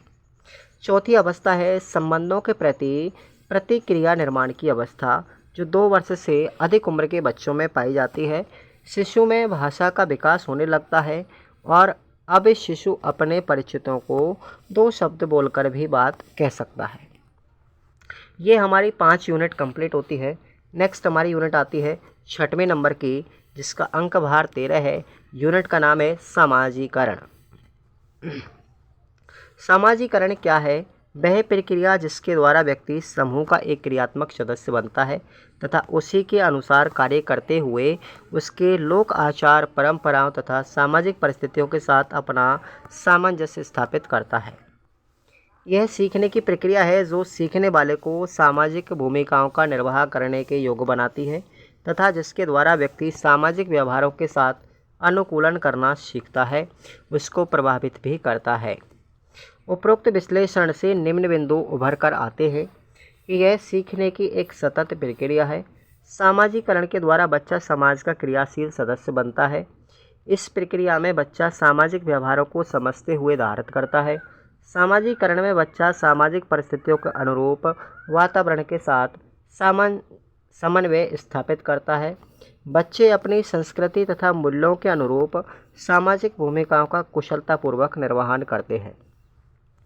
सामाजिकरण को प्रभावित करने वाले कारक कौन कौन से हैं? पहला कारक है लालन पालन करना। जन्म के बाद शिशु की देखभाल और आवश्यकताओं को समझना, उन आवश्यकताओं को तत्परता व लगाव के साथ पूरा करना, शिशु को स्नेह और पोषण प्रदान करना, शिशु की प्राथमिक आवश्यकताओं की संतुष्टि उचित लालन पालन द्वारा संभव है। अतः बच्चे के व्यक्तित्व को आकार प्रदान करने के लिए पालन पोषण का महत्वपूर्ण योगदान है। उसके बाद है सहकारिता। शिशु जीवन के प्रारंभिक वर्षों में अपने पारिवारिक वातावरण से सहकारिता का पाठ सीखता है। शिशु अपने आसपास जो भी कुछ देखता है उसका अनुसरण करता है। माता पिता का आपसी सामंजस्य, भाई बहनों से लगावपूर्ण संबंध दादा दादी नाना नानी अन्य परिवारों से घुलने मिलने और विविध क्रियाकलापों के द्वारा बच्चे में सहकारिता की भावना सहज ही उदय होने लगती है। तीसरा घटक है या तीसरा प्रभाव करने वाला कारक है सहानुभूति। जीवन के आधारित वर्षों में बच्चे के अमान्य सामाजिक व्यवहार में परिष्कार के दौरान यदि पीड़ाजनक अनुभव का एहसास होता है तो बच्चे के सामाजिकरण में अवरोध होता है। शिशु अवस्था से बच्चों को प्यार दुलार और सहानुभूति के साथ सामाजिक व्यवहार भी सिखाए जाते हैं। चौथा है स्पर्धा। स्वस्थ स्पर्धा विकसित करने में शिक्षक की अहम भूमिका होती है। शिक्षक जाति धर्म लिंग भेद की संकीर्णताओं से ऊपर उठ करके अपने विद्यार्थियों को कक्षा कक्ष के बाहर व भीतर की गतिविधियों में परस्पर अंतःक्रिया के दौरान स्वस्थ स्पर्धा हेतु प्रेरित करते हैं। ऐसे में विद्यार्थी समुदाय अपनी पूर्ण समझ बनाते हुए समूह में अपनी सहभागिता निभाते हैं। पांचवा कारक है सहयोग। आपसी सहयोग से एक दूसरे की मदद करके बच्चे समाज में प्रतिष्ठा अर्जित कर अपना स्थान बना सकते हैं। इसके लिए सशक्त अंतःक्रिया आवश्यक है क्योंकि यह सहयोग देने या लेने के लिए मजबूत आधार बनाती है। बच्चे अपने जीवन काल में विविध सामाजिक संरचनाओं के संपर्क में आकर के अंतःक्रिया करते हुए सहयोग करना सीख जाते हैं। उसके बाद है आक्रामकता, अगला कारक। व्यवहार परिमार्जन में शिक्षक समाज का एक अभिन्न अंग है। यदा कदा शिक्षक बच्चों को यह भी सिखाता है कि बच्चे अपने अधिकारों को पाने के लिए आक्रामक रूप अपनाते हुए अपनी बात रखते हैं। अब बच्चे में सामाजिकरण की प्रक्रिया विभिन्न संस्थाओं के माध्यम से होती है जो निम्न है। कौन कौन सी संस्थाएं हैं वो, ये प्रश्न भी इम्पोर्टेंट है। परिवार का क्या योगदान है सामाजिकरण में। बच्चा जन्म के बाद अपने माता पिता भाई बहनों और अन्य परिवारजनों के संपर्क में रहता है। बच्चा अपने लालन पालन के दौरान परिवार के विभिन्न तौर तरीकों से परिचित होता है। माता पिता का सामंजस्य भरा साथ लगाव देखभाल और समझ बूझ से की गई परवरिश पर बच्चे के भावी जीवन की नींव खड़ी होती है। सेकंड संस्था है विद्यालय का क्या प्रभाव है सामाजिकरण पर। जीवन के प्रारंभिक वर्षों में शिशु घर की चारदीवारी से निकल के विद्यालय के वातावरण में प्रवेश करता है, नवीन सामाजिक परिवेश में से परिचित होता है। विद्यालय के नए सामाजिक परिवेश में बच्चा अपने हमउम्र के सगे साथियों के विद्यालय की विभिन्न गतिविधियों के माध्यम से परस्पर अंतःक्रिया के द्वारा सामूहिक जीवन के कला कौशलों को सीखता है। विद्यालय शिक्षा बच्चे के व्यक्तित्व निर्माण में महत्वपूर्ण भूमिका निभाती है। समुदाय का योगदान क्या है सामाजिकरण में। समुदाय सामाजिक अनुभवों का केंद्र बिंदु है। प्रत्येक समुदाय की अपनी क्रियाएं परंपराएं रीति रिवाज बच्चे के सामाजिक व्यवहार के निर्धारण में भाग लेने से बच्चों के सामाजिकरण में सहायता मिलती है। मित्र मंडली का योगदान देखिए। सामाजिकरण की संस्थाओं में मित्र मंडली की अहम भूमिका है। बच्चा अपनी मित्र मंडली के साथ खेलते कूदते लिखते अनेक प्रकार के व्यवहारों को सीख लेता है। खेल के नियम, सहयोग, अनुशासन, समायोजन, परिणाम आदि चीज़ों को सीखता है। शिक्षक का क्या योगदान है देखेंगे सामाजिकरण में। बच्चे के व्यक्तित्व निर्धारण एवं उसके सामाजिकरण में शिक्षक की महत्वपूर्ण भूमिका होती है। शिक्षक के वैयक्तिक चरित्र व व्यावसायिक गुणों का प्रभाव बच्चे के व्यवहार पर पड़ता है। शिक्षक बच्चे की शिक्षण संबंधी नियमितताओं के साथ साथ आदत व व्यवहार संबंधी सामाजिकरण में भी सहयोग प्रदान करता है। मीडिया का क्या योगदान है सामाजिकरण में। आज के बच्चे जन्म से ही मीडिया के प्रभावित में पल बढ़ रहे हैं, अतः मीडिया के व्यापक संसार से बच्चे अछूते नहीं हैं। बच्चा अपने आसपास रेडियो, टेलीविज़न, टेप रिकॉर्डर, पत्र पत्रिका, मोबाइल आदि का प्रयोग करते हुए सामाजिकरण को नवीन अर्थ प्रदान कर रहे हैं। अब सामाजिकरण एक अंत प्रक्रिया है, कैसे समझाइए। वह स्वयं के सीखने का एवं समाज में स्वयं को ढालने का आधार है। इस प्रकार बच्चों में अनवरत रूप से सामाजिक व्यवहार की सही समझ विकसित होती है जो समाज और संस्कृति के अस्तित्व में बनाए रखती है। सामाजिक अंतःक्रिया का दो स्तरों पर अध्ययन हम कर सकते हैं, सूक्ष्म और बृहद स्तर पर। सूक्ष्म स्तर पर कैसे करेंगे। व्यक्ति के मध्य तक ही सीमित है ये। इसमें एक व्यक्ति का दूसरे व्यक्ति से परस्पर संबंध होने के कारण सामाजिकता के गुणों को ग्रहण किया जाता है। बृहद स्तर पर कैसी अंतक्रिया होगी?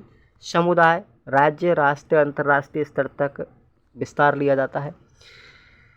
इसमें व्यक्ति विशेष विस्तृत रूप से संबंध स्थापित करता है, एक दूसरे की संस्कृति के आचार विचारों का आत्मसात करने लगता है। संप्रेषण का योगदान क्या है? संप्रेषण देखिए, हम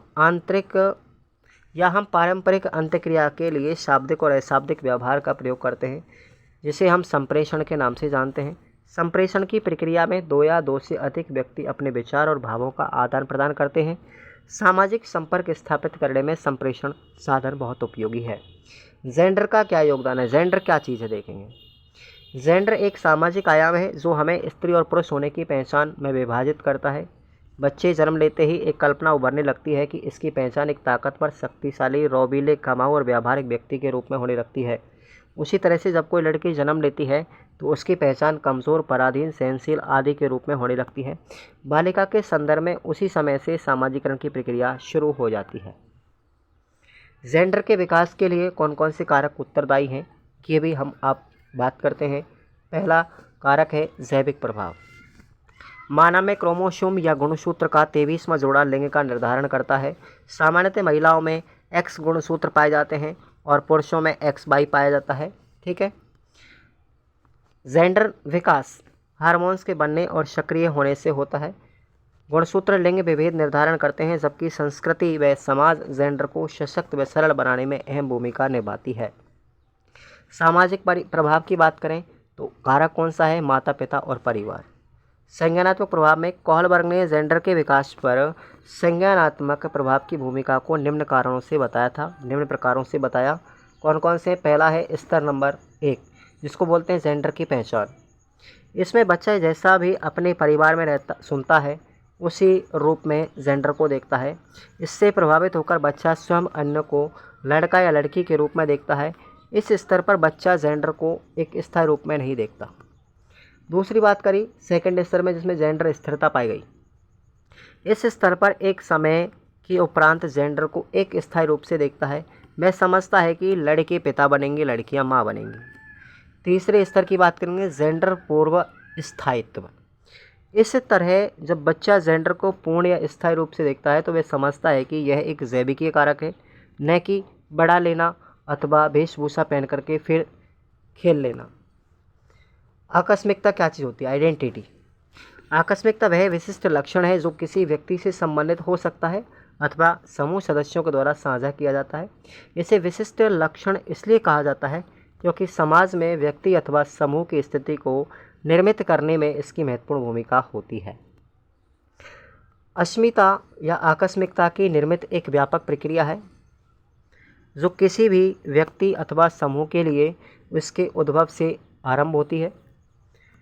व्यक्ति अथवा समूह अपने अतीत एवं अपने वर्तमान दोनों के मध्य में अस्मिता का निर्माण करते हैं। अस्मिता का निर्माण किसी एक कारक पर निर्भर नहीं करता, बल्कि इसका निर्धारण व्यक्ति और समूह के सांस्कृतिक व राजनीतिक परिदृश्य आदि पर भी आधारित होता है। इस प्रकार सामाजिकरण की प्रक्रिया के द्वारा बच्चे की अस्मिता के विकास पर बहुआयामी प्रभाव पड़ता है। बच्चे की अस्मिता को प्रभावित करने वाले कारक कौन कौन से हैं, ज़रा उनको भी हम देखते हैं। पहला है क्षेत्र का कारक। सामाजिकरण के प्रमुख घटकों में क्षेत्रीयता का विशिष्ट स्थान है। बच्चे का जन्म, लालन, पोषण, पालन जिस परिवेश में होता है उसी के अनुरूप उसका सामाजिकरण स्वतः ही होता रहता है। क्षेत्रीय विशेषताएं व लक्षण बच्चे की अस्मिता को प्रभावित करते हुए उसकी अस्मिता के परिचायक बन जाते हैं, जैसे बिहारी, मेवाड़ी, राजस्थानी, मारवाड़ी और बंगाली। धर्म के आधार पर बात करते हैं। समाज बच्चे के व्यवहार को प्रभावित करता है।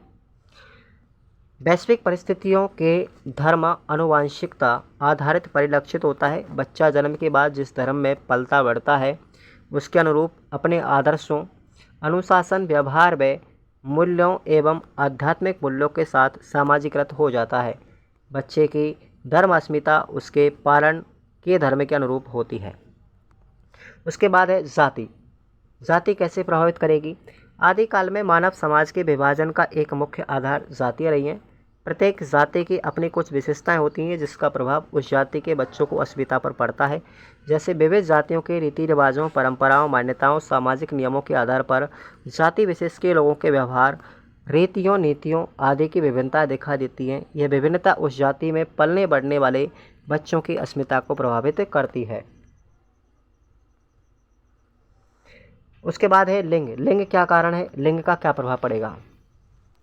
मानव समुदाय लैंगिक आधार पर जाना जाता है। समग्र वैश्विक समाज में महिला व पुरुषों ने अपनी क्षमताओं, विशेषताओं के कारण विशिष्ट अस्मिता धारण की है। विभिन्न धर्मों में विभक्त मानव समुदाय में लिंग आधारित विभेदन देखने को मिलता है। किसी सामाजिक धार्मिक परिवेश में मानव समुदाय की लिंगगत स्थिति उनकी भूमिकाओं, विशेषताओं के आधार पर सम्मानजनक है, तो बच्चों का सामाजिकरण सम्मानजनक और सामाजिकरण तौर पर होता जाएगा। विशेष योग्यता वाले बच्चों के बचपन की स्थिति क्या है। विशेष रूप में असक्षम, जो चल नहीं सकते, देख नहीं सकते या सुन नहीं सकते, बोल नहीं सकते आदि बच्चों की ज़िंदगी की कठिनाई के बारे में अनुमान लगाया जाए। और हालत यह है कि महानगरों में व्यस्त जिंदगी जहाँ आधा वक्त कार्यस्थल तक पहुँचने की भाग दौड़ में निकल जाता है, वही अगर कोई विशेष योग्यता वाला व्यक्ति है तो उसकी ज़िंदगी की कठिनाइयों के बारे में ही सहज अनुमान लगाया जा सकता है। अक्सर विकलांगों के लिए काम करने वाली संस्थाएं इस तरह मांग करती हैं कि विकलांगों की समस्याओं पर हर वजह से विचार होना चाहिए, उनके लिए नौकरियों में रिजर्वेशन बढ़ाया जाना चाहिए। बाल प्रताड़ना। बाल प्रताड़ना का बच्चों पर क्या प्रभाव पड़ा है। बच्चों को दिए जाने वाला जो दंड है वो बाल प्रताड़ना कहलाती है, बच्चों का शोषण करना। ये शारीरिक, मानसिक और भावात्मक होता है, किसी भी दृष्टि से उचित नहीं है। उसे डांटना भी एक मानसिक प्रताड़ना है। गलती हो जाने पर उसे थप्पड़ लगाना या स्कूल में उठक बैठक लगवाना, कक्षा के बाहर खड़ा करके उसे शारीरिक प्रताड़ित करना, ये बाल प्रताड़ना है। बच्चा मनमौजी होता है और वह वही करता है जिसमें उसकी रुचि होती है। ज़बरन स्कूल भेजना, गृह कार्य करना, बात बात पर रोका टोकी आदि बाल प्रताड़ना की श्रेणी में आते हैं। ऐसी स्थिति में धीरे धीरे बच्चों के पढ़ने लिखने की इच्छा समाप्त हो जाती है और बच्चा चुपचाप रहने लगता है। बच्चों में हिंसा और नशाखोरी की प्रवृत्ति क्या है। बच्चे बड़ों से ज़्यादा संवेदनशील होते हैं, ये भेदभाव से परे और सभी के प्रति स्नेह रखते हैं। ऐसा ही विश्वास व स्नेह बड़ों से चाहते हैं, परंतु बच्चों के पढ़ने और लिखने की आयु में उन्हें विपरीत परिस्थितियों में बचपन गुजारने के लिए मजबूर कर देना अमानवीय ही नहीं बल्कि मानवाधिकार के विरुद्ध भी है। बच्चों के विपरीत परिस्थितियों में जाने के कारण निर्धनता, अशिक्षा, बड़ा परिवार, बच्चों में भेदभाव, माता पिता के द्वारा बच्चों का त्याग, अनाथ, प्राकृतिक आपदा आदि प्रभावित बच्चे, ये बच्चे सामान्यतः हिंसा में लिप्त हो जाते हैं और उनमें नशे की आदत पड़ जाती है। बाल प्रताड़ना से उनमें घृणा, भय और उग्रता उत्पन्न हो जाती है। पारिवारिक मनमुटाव जैसे माता पिता का झगड़ना, शराब पी करके मारना पीटना आदि बातें भी बच्चे पर गहरा प्रभाव डालती हैं। नशाखोरी क्या है देखिए। जब बच्चा घर परिवार में रहता है या जो भी उसको दिखाई देता है उसकी नकल करने का प्रयास करता है। आजकल बदलते परिवेश में माता पिता अति व्यस्त रहते हैं, उनके पास समय की कमी है तो बच्चों पर ध्यान नहीं दे पाते। इस प्रकार से बच्चों से बातचीत नहीं कर पाते। बच्चे इससे निराश भी हो जाते हैं। वह अपने दोस्तों से ज़्यादा घुल मिल जाता है और वही उनके साथ रहता है जहाँ उसे ज़्यादा अनुभूति मिलती है, चाहे उसके दोस्त हों अच्छी आदतों वाले हों या गलत आदत वाले। इस प्रकार का लाड़ प्यार के अभाव में उन्हें अहमियत नहीं दिए जाने से बच्चा नशाखोरी की आदत का शिकार हो जाते हैं। अब हमारी अंतिम यूनिट आती है, 7वें नंबर की यूनिट है जिसका नाम है बच्चों के अध्ययन के तरीके, और ये यूनिट भी 10 अंकों की है। आप लोग इसको भी पढ़ देते हैं। देखिए इसमें टॉपिक आता है हमारा आवश्यकता एवं महत्व। बच्चों के अध्ययन के तरीकों की क्यों आवश्यकता पड़ी, इसका महत्व क्या है। प्रत्येक बच्चे की अपनी अलग पहचान होती है, उसके विकास की प्रक्रिया भी भिन्न होती है। 19वीं सदी के आरंभ में जैसे जैसे मनोवैज्ञानिकों का ध्यान व्यक्तिगत विभिन्नताओं की उत्पत्ति, स्वरूप और समस्याओं की ओर अग्रसर हुआ, बच्चे के अध्ययन की आवश्यकता महसूस होने लगी। इतना ही नहीं, जीवन के समस्त पहलुओं में विभिन्नताओं के साथ साथ बच्चों के मानसिक स्तर व व्यक्तिगत गुणों, योग्यताओं, क्षमताओं, रुचियों, उपलब्धियों इत्यादि में भी विविधता दिखाई देने लगी। ऐसी स्थिति में मनोवैज्ञानिकों को ऐसे अध्ययन के तरीकों की आवश्यकता महसूस हुई जो व्यक्तिगत विभिन्नताओं के प्रत्येक पहलू का अध्ययन कर पाने में सक्षम हो। इसके परिणाम स्वरूप अन्वेषण शुरू हुआ, यानी खोज स्टार्ट हुई, प्रायोगिक कार्य होने लगे और फिर धीरे धीरे बच्चों के अध्ययन के उपकरणों का उपयोग भी होना शुरू हुआ। इसमें हम बात करते हैं सबसे पहले अवलोकन विधि की। अवलोकन विधि के द्वारा कैसे अध्ययन करते हैं। अवलोकन में किसी व्यक्ति के व्यवहार, रुचियाँ, भावात्मक उतार चढ़ाव आदि को ध्यानपूर्वक देख करके उनके संबंध में राय बनाते हैं। व्यक्ति के व्यवहारों का अवलोकन व्यक्ति के अध्ययन में अत्यधिक सहायक होता है। अवलोकन के द्वारा विभिन्न प्रकार के व्यवहारों, क्रियाओं का विवरण प्राप्त होता है, जिन्हें निश्चित समय पर और समय समय पर भी प्राप्त किया जाता है। इस प्रकार अवलोकन विधि के अंतर्गत एक निश्चित अवधि में अनेक दिनों तक किसी व्यक्ति के कार्यों और व्यवहारों का अध्ययन करते हैं और उनके विषय में लेख भी लिखते हैं। यह विधि न केवल एक व्यक्ति के अध्ययन में वरन व्यक्तियों के समूह के अध्ययन में भी उपयोगी है। अवलोकनकर्ता अपने ज्ञानेंद्रियों का उपयोग इस कार्य में करते हैं। अवलोकन विधि का अर्थ क्या है, अवलोकन का अर्थ क्या है और उसकी क्या परिभाषाएं दी थी। अवलोकन शब्द अंग्रेजी भाषा के ऑब्जर्वेशन से लिया गया है। इसका अर्थ होता है देखना या अवलोकन करना। गुड एंड हैट के अनुसार विज्ञान का प्रारंभ अवलोकन से होता है तथा इसकी पुष्टि के लिए अवलोकन में ही लौटना पड़ता है। ये परिभाषा है गुड एंड हैट की। Professor C.A. मॉजर ने क्या कहा कि ठोस अर्थ में अवलोकन में कानों, वाणियों की अपेक्षा आँखों के प्रयोग की स्वतंत्रता होती है। उपरोक्त परिभाषाओं के अध्ययन से स्पष्ट होता है कि एक अवलोकन विधि प्राथमिक सामग्री के संग्रहण की ही प्रत्यक्ष विधि है। इसमें नेत्रों के माध्यम से नवीन प्राथमिक तथ्यों का विचारपूर्वक संकलन किया जाता है। सहभागी, अब देखो अवलोकन दो प्रकार का होता है, सहभागी अवलोकन और असहभागी अवलोकन। सहभागी अवलोकन, इस विधि में अवलोकनकर्ता विद्यार्थियों की क्रियाओं में स्वयं हाथ बटाता है, अर्थात अवलोकनकर्ता विभिन्न गतिविधियों में सहभागियों के साथ भाग लेते हुए उस समूह का सदस्य बन जाता है और इसके साथ साथ उसके व्यवहारों का अवलोकन भी करता है। वहाँ इस तरह अवलोकनकर्ता का क्रियाओं में हाथ बटाने का मुख्य उद्देश्य व्यवहारों को स्वाभाविक तरीके से प्रभावित करने तथा ठीक ढंग से वस्तुनिष्ठ प्रेक्षण करने से है। इस प्रकार के अवलोकन में शिक्षक अवलोकनकर्ता के रूप में निकट एवं गहराई से विद्यार्थियों के प्रत्येक पहलू को ध्यान में रखते हुए अवलोकन कर उनका विस्तृत रिकॉर्ड तैयार करता है। अगला है हमारा असहभागी अवलोकन। इस प्रकार के अवलोकन में शिक्षक एक अवलोकनकर्ता के रूप में समूह में सम्मिलित न होकर के उस गतिविधि पर बाहर से नज़र रखता है और विद्यार्थियों के व्यवहार को ध्यानपूर्वक देखता है।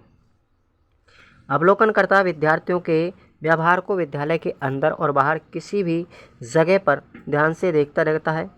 उसके आधार पर निष्कर्ष पर पहुंचता है। एक शिक्षक के लिए औपचारिक, अनौपचारिक, सहभागी, असहभागी सभी प्रकार के अवलोकन महत्वपूर्ण हैं। अवलोकन की उपयोगिता क्या है? देखिए, इसमें समस्या का चयन किया जाता है, उसके बाद उस समस्या का बारीकी से अवलोकन करके अध्ययन किया जाता है। पूर्व निर्धारित उद्देश्य, सुनियोजित अवलोकन, सुव्यवस्थित अभिलेखन से यह विधि बहुत उपयोगी बन जाती है। इसके परिणाम विश्वसनीय और वैध भी होते हैं। अवलोकन करते समय कौन कौन सी बातें ध्यान रखी जानी चाहिए, उनको भी हम पढ़ते हैं। अवलोकन की परिस्थितियों से अवगत होकर के उसके लिए सहभागियों के चयन में सावधानी बरतना, अवलोकन के प्रकार के अनुसार उसके नियमों का ध्यान रखना, अवलोकन बिंदुओं के निर्धारण में विशेष रूप से ध्यान देना, अवलोकन की प्रक्रिया के दौरान लचीलापन रखना और पूर्व निर्धारित उद्देश्यों को ध्यान में रखना। साक्षात्कार क्या है, यानी इंटरव्यू क्या होता है? साक्षात्कार अंग्रेजी भाषा के इंटरव्यू से लिया गया है और इंटरव्यू दो भागों में होता है, इंटर प्लस व्यू, यानी बाहरी और भीतरी तरीके से देखना विभाजित किया जाता है। इसका शाब्दिक अर्थ है अंतर्दर्शन, अर्थात आंतरिक रूप से देखना क्या कहलाता है? साक्षात्कार कहलाता है। इस तरह कहा जा सकता है कि शाब्दिक रूप से साक्षात्कार कहा जाता है कि दूसरे शब्दों में यह भी कहा जा सकता है कि जिन अप्रकट और अदृश्य तथ्यों को बाल रूप में निरीक्षण नहीं किया जा सकता, उन तथ्यों की जानकारी प्राप्त करना, किसी विषय के विभिन्न पहलुओं के विषय में हम गहन जानकारी प्राप्त करना साक्षात्कार कहलाता है। साक्षात्कार यहाँ पर दो प्रकार का मैं बता रहा हूँ। पहला है संरचित साक्षात्कार। इस विधि में अध्यापनकर्ता या अध्ययनकर्ता अध्ययन संबंधी समस्या से संबंधित प्रश्नों और इकाइयों को एक निश्चित क्रम में पहले से तैयार कर लेता है। साक्षात्कार के समक्ष वह सूचनादाता से ये प्रश्न उसी क्रम में आधार पर पूछता है और साक्षात्कार की प्रकृति इस विधि में नियंत्रित होती है। असंरचित साक्षात्कार क्या है? इस विधि में प्रश्न एवं उनकी संख्या पहले से ही निश्चित नहीं होती। अध्ययनकर्ता अध्ययन संबंधी कोई भी प्रश्न पूछने के लिए स्वतंत्र तो होता है। वह प्रश्नों के स्वरूप साक्षात्कार के दौरान अपने मन से निर्धारित करता है। कोई पूर्व तैयारी की जरूरत नहीं होती। साक्षात्कार की प्रक्रिया के चरण कौन कौन से हैं, ये भी आप लोगों को याद करना है। साक्षात्कार की तैयारी पहला चरण है। इस चरण में साक्षात्कार के विषय और उनके उद्देश्यों के अनुरूप पूर्व तैयारियां की जाती है। उदाहरण के तौर पर साक्षात्कार देने वाले व्यक्ति से अनुमति, साक्षात्कार का समय, चर्चा के विषय, बिंदु, स्थान इत्यादि से संबंधित तैयारियों पर ध्यान दिया जाता है। इस दौरान साक्षात्कार की योजना का निर्माण भी किया जाता है, जिसमें साक्षात्कार का प्रारंभ, विकास व समापन से संबंधित व्यवस्था की योजना बनाई जाती है। साक्षात्कार का संचालन देखिए, सेकंड चरण है ये।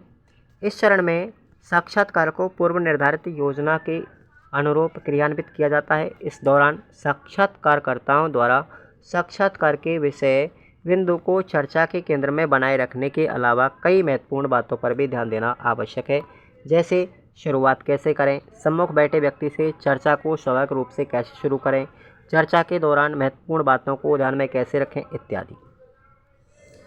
उसके बाद है आलेखन। क्या है भाई? आलेखन के बारे में पढ़ते हैं। आलेखन, प्रतिवेदन या फिर उसका विश्लेषण। इस चरण में साक्षात्कार के दौरान आई महत्वपूर्ण सूचना को व्यवस्थित रूप से लिखा जाता है। प्राय साक्षात्कार के तुरंत बाद इस कार्य को कर लिया जाता है, ताकि इस प्रकार की महत्वपूर्ण जानकारी ध्यान से उतर न जाए। अंत में उद्देश्यों के आधार पर प्राप्त सूचना का विश्लेषण भी कर लिया जाता है। साक्षात्कार की विशेषताएं क्या हैं? साक्षात्कार उन व्यक्तियों के लिए गोपनीय सूचनाएं प्राप्ति का उत्तम साधन है जिन्हें हम लिखना नहीं चाहते। साक्षात्कारकर्ता अपने अनुसंधान का उद्देश्य प्रत्यक्ष स्पष्ट कर सकता है तथा मौखिक सूचनाएं क्या होनी चाहिए यह भी स्पष्ट कर सकता है। आज व्यक्ति के लिखने की अपेक्षा विचार विमर्श को अधिक महत्व देता है। साक्षात्कारकर्ता पूरक प्रश्नों द्वारा विषयों के प्रश्नों की त्रुटिपूर्ण अर्थ का स्पष्टीकरण करता है। साक्षात्कार के द्वारा अनुसंधानकर्ता विषय को प्रेरित कर अनुभवों को प्राप्त कर सकता है, जो कि सामान्यतः नहीं मिलते। साक्षात्कार की क्या कमियां हैं, क्या सीमा है, क्या दोष हैं? इसमें समय तथा श्रम दोनों अधिक लगते हैं। साथ ही बहुत बड़ी संख्या में साक्षात्कार पाना मुश्किल है। साक्षात्कारकर्ता की पूर्व धारणा के कारण साक्षात्कार के आंकड़े तथा विश्लेषण दोनों प्रभावित होते हैं। इस विधि के द्वारा विद्यार्थियों के शैक्षिक व्यवहारों का अध्ययन करते समय यह देखा जाता है कि उस परिवेश में घबरा जाते हैं। इस कारण वे कभी कभी प्रश्नों के उत्तर नहीं दे पाते, अतः निष्कर्ष तक पहुंचना संभव नहीं हो पाता। अगली हमारी विधि आती है क्लिनिक विधि। जीन पियाजे ने अपने अध्ययन के लिए साक्षात्कार विधि का सबसे पहले प्रयोग किया। उनके प्रयोग से बच्चों के अध्ययन के साक्षात्कार के लिए महत्व को रेखांकित किया गया। पियाजे ने बच्चों के विचारों को विस्तार के लिए वार्तालाप का तरीका अपनाया। पियाजे ने नैदानिक साक्षात्कार का प्रयोग बच्चों के संज्ञानात्मक पक्ष का अध्ययन करने में किया जाता है। इसके अलावा बाल विकास के अन्य क्षेत्रों में भी इसका उपयोग किया जाता है। अब बात करते हैं जननांग की। सामाजिक जननांग की प्रोफाइल की उपयोगिता वेरी इंपॉर्टेंट है साथियों, ये बहुत इंपॉर्टेंट है। विद्यार्थियों का व्यक्तिगत परिचय इसमें मिलता है, विद्यार्थी की पारिवारिक जानकारी मिलती है, प्रायोजी की उम्र का पता चलता है, बाल, उसका लिंग, जाति, धर्म, विद्यालय का नाम, जन्म स्थान आदि का ब्यौरा मिलता है। विद्यार्थियों की सामाजिक, आर्थिक और व्यक्तिगत स्थिति का भी जानकारी मिलती है। उस माहौल का भी पता चलता है जिसमें वह अपना अधिकांश समय व्यतीत करता है। तो इस तरीके से हमारा ये कंप्लीट पूरा पेपर होता है। आप इस लोग के PDF भी आराम से पढ़ सकते हैं डाउनलोड करके। तो आप लोग खुराना क्लासेस ऐप पर जाएंगे और कमेंट करके आप लोग मुझे बताएंगे कि आज मैंने आपको ये 1.5 घंटे का मैराथन क्लास लिया है, इस पर काफ़ी ज़्यादा मेहनत की है, गला मेरा दर्द करने लग गया। तो आप लोगों को एक प्यारा सा कमेंट करना है, और जिस विद्यार्थी के लिए भी PDF की आवश्यकता हो वो विद्यार्थी खुराना क्लासेस ऐप पर जा कर के पेमेंट करेंगे, जो भी उचित पेमेंट है, ठीक है भाई, आप लोग उसको पढ़ सकते हैं, ठीक है ना। तो आप सभी के लिए बेस्ट ऑफ लक, और खुराना क्लासेस परिवार आपके तहे दिल से हार्दिक स्वागत करता है आपकी शुभकामनाओं के साथ में। और चैनल को सब्सक्राइब करके रखें साथियों, आपको लगातार कंटिन्यूअस वीडियोस मिलते रहेंगे। Thank you so much.